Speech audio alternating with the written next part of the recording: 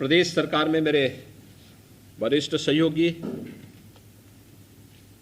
समाज कल्याण विभाग के मंत्री श्री रमापति शास्त्री जी, प्रदेश सरकार में अल्पसंख्यक कल्याण विभाग से जुड़े हुए राज्य मंत्री श्री मोहसिन रजा जी, प्रदेश के मुख्य सचिव, हमारे सभी वरिष्ठ प्रशासनिक अधिकारीगण और मेरे साथ प्रदेश के अलग अलग जनपदों से जुड़े हुए समाज कल्याण विभाग से जुड़े हुए सभी अधिकारीगण, पिछड़ा वर्ग कल्याण, दिव्यांग जन कल्याण विभाग से जुड़े हुए सभी अधिकारीगण, सभी वर्चुअली जुड़े हुए बच्चे, मैं सबसे पहले प्रदेश के उन सभी अपने युवा साथियों को जिन्हें आज यहाँ पर स्कॉलरशिप उपलब्ध कराई जा रही है, उन्हें हृदय से बधाई देता हूँ, अपनी शुभकामनाएं देता हूँ। 12,17,631 बच्चों को आज स्कॉलरशिप दी जा रही है। जैसा कि आप जानते हैं कि अभी 2 अक्टूबर को प्रदेश सरकार ने लगभग 57 लाख बच्चों को स्कॉलरशिप की किस्त भेजी थी, लेकिन कोरोना महामारी के कारण एक बड़ी संख्या में हमारे स्कूल, कॉलेजेज या इंजीनियरिंग कॉलेजेज, पॉलिटेक्निक, ITI ऐसे थे जो प्रारंभ नहीं हो पाए थे और लेट एडमिशन के नाते संख्या हमारे पास पूरी नहीं आ पाई थी, जिसके कारण हम लोगों को स्कॉलरशिप को अलग अलग किस्त में भेजना पड़ रहा है। आज मुझे प्रसन्नता है कि 12,17,631 बच्चों की स्कॉलरशिप, जिसमें 458 करोड़ 66 लाख रुपये आज शुल्क प्रतिपूर्ति के रूप में उपलब्ध कराई जा रही है। मैं इसके लिए सभी जितने भी छात्र छात्राएं हैं जो आज स्कॉलरशिप प्राप्त कर रही हैं, और जैसे कि मैंने यहाँ लखनऊ में भी मेरे साथ 5 छात्रों ने यहाँ पर आकर के और लगभग 12 छात्रों से मैंने छात्र छात्राओं के साथ मैंने स्वयं यहाँ पे वर्चुअली संवाद बनाया है, और जो मुझे बताया गया कि इस स्कॉलरशिप से इन बच्चों को अपने पढ़ाई को आगे बढ़ाने में बहुत अच्छी मदद मिलती है। ये शासन के लिए प्रसन्नता का विषय है। मैं इसके लिए आप सभी छात्र छात्राओं को हृदय से बधाई देता हूँ, आपके अभिभावकों को भी हृदय से धन्यवाद देता हूँ जो आपके स्कूल भेज रहे हैं, और आपके स्कूल के गुरुजनों को, समाज कल्याण विभाग से जुड़े हुए, पिछड़ा वर्ग कल्याण विभाग से जुड़े हुए सभी अधिकारियों को भी इसके लिए हृदय से धन्यवाद देता हूं कि जो आपको शासन की योजनाओं के साथ जोड़ने का कार्य कर रहे हैं। हम सब जानते हैं कि सरकार की सर्वोच्च प्राथमिकता अंतिम पायदान पर बैठे हुए व्यक्ति तक शासन की योजनाओं को पहुंचाने का रहा है, और इसके लिए सरकार अपनी ओर से अहरनिश प्रयास करती है। लेकिन उन योजनाओं की जानकारी होना भी अत्यंत महत्वपूर्ण है, और इसके लिए जागरूकता महत्वपूर्ण होती है। यह कार्यक्रम उसी जागरूकता का एक हिस्सा है। हम स्कॉलरशिप तो दे रहे हैं, लेकिन स्कॉलरशिप के साथ साथ इसकी जानकारी छात्रों को हो, मीडिया के माध्यम से यह उन तमाम छात्रों तक पहुंचे जो अभी अपना आवेदन नहीं भर पाए हैं, और इसलिए इसको एक कार्यक्रम के माध्यम से सरकार उपलब्ध कराने का कार्य करती है, जिससे अधिक से अधिक लोग इस सुविधा का लाभ ले सकें। मुझे बताते हुए प्रसन्नता है कि इन सभी योजनाओं को लेकर के सरकार की जो कार्य योजना जो विस्तृत रूप से आगे बढ़ी है, पिछले 4-4.5 वर्ष के अंदर हमारी सरकार ने 40 लाख से अधिक बच्चों को, जो पूर्ववर्ती सरकार में स्कॉलरशिप मिलती थी, उससे भी 40 लाख से अधिक बच्चों को इस योजना के साथ जोड़ने का कार्य किया है। दूसरा, पिछली सरकारें भेदभाव करती थी। 2016-17 में अनुसूचित जाति जनजाति के बच्चों की स्कॉलरशिप ही रोक दी गई थी, और जब हम लोग 2000 मार्च 17 में आए तो मैं देख करके आश्चर्यचकित था कि उन बच्चों की स्कॉलरशिप गई नहीं थी, परीक्षाएं नजदीक आ गई थी, और फिर सरकार ने पहल करके उन बच्चों की स्कॉलरशिप को भेजने का कार्य किया था। जो सरकारें राजनीतिक प्रतिशोध और प्रतिद्वंदिता के तहत बच्चों के जीवन के साथ खिलवाड़ करती हो, उन लोगों के द्वारा ये सीधे सीधे शासन की लोक कल्याणकारी योजनाओं को बाधित करने का एक षड्यंत्र किया है। लेकिन पिछले 5 वर्ष के दौरान आपने देखा होगा कैसे शासन की योजनाओं को हर पात्र व्यक्ति तक पहुंचाने का कार्य हो रहा है, चाहे वह अनुसूचित जाति जनजाति के बच्चों के लिए फ्री में कोचिंग की व्यवस्था के लिए की जाने वाली व्यवस्था हो, अल्पसंख्यक समुदाय के बच्चों के लिए कोचिंग की व्यवस्था हो, या अन्य सभी बच्चों के लिए, पिछड़ी जाति सामान्य जाति से जुड़े हुए बच्चों के लिए भी कोचिंग की फ्री में व्यवस्था। अभ्युदय योजना वर्तमान में सफलतापूर्वक प्रदेश के अंदर संचालित हो रही है, और मैं समाज कल्याण विभाग से कहूंगा कि अभी तक 18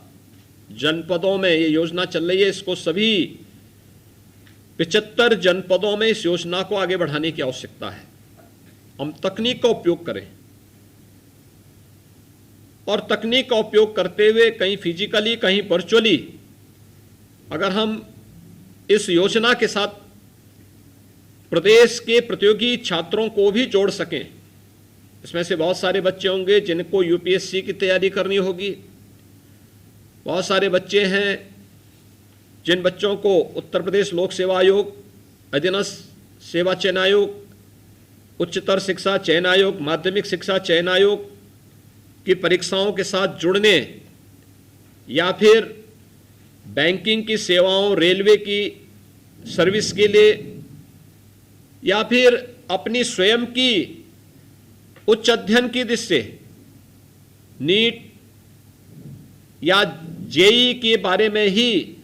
उसकी तैयारी के लिए उस प्रकार के प्लेटफॉर्म की आवश्यकता है जो ने उसके बारे में बेहतर तरीके से बता सके। वह अभ्युदय कोचिंग के माध्यम से प्रदेश सरकार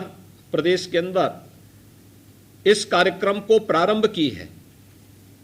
हमने कोरोना महामारी की चुनौतियों को देखा है। कोरोना महामारी प्रारंभ होते समय कोटा से और प्रयागराज से हजारों बच्चों को उनके घरों तक पहुंचाने और उस समय उनके माता पिता की व्यग्रता को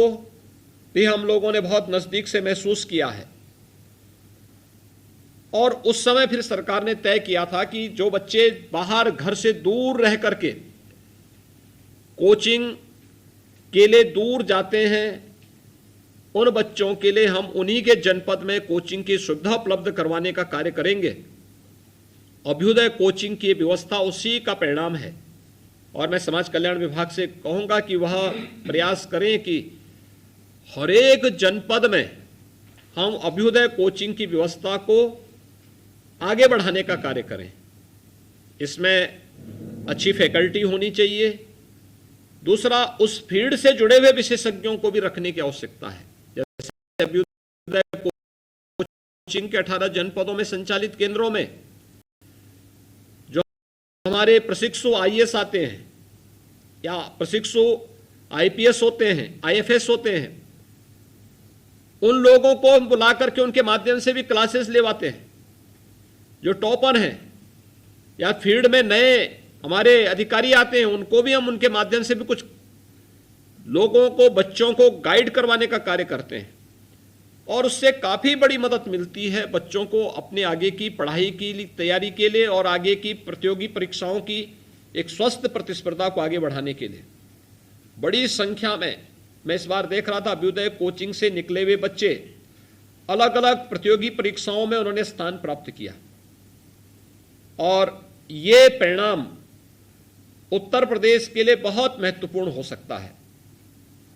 सरकार इसी विश्वास के साथ आगे बढ़ रही है। स्कॉलरशिप या शुल्क प्रतिपूर्ति की व्यवस्था दसमोत्तर या उससे पूर्व के बच्चों के लिए भी ये व्यवस्था यहां पर दी जा रही है। मुझे बताते हुए प्रसन्नता है कि पिछली सरकारें इस स्कॉलरशिप पर रोक लगाती थी, इसमें अपना स्वयं का राजनीतिक लाभ और हानि देखती थी, लेकिन आज लाभ हानि को की परवाह किए बगैर केवल और केवल ये मान करके कि जो बच्चे प्रदेश के विभिन्न संस्थाओं में अध्ययन कर रहे हैं, ये प्रदेश के बच्चे हैं,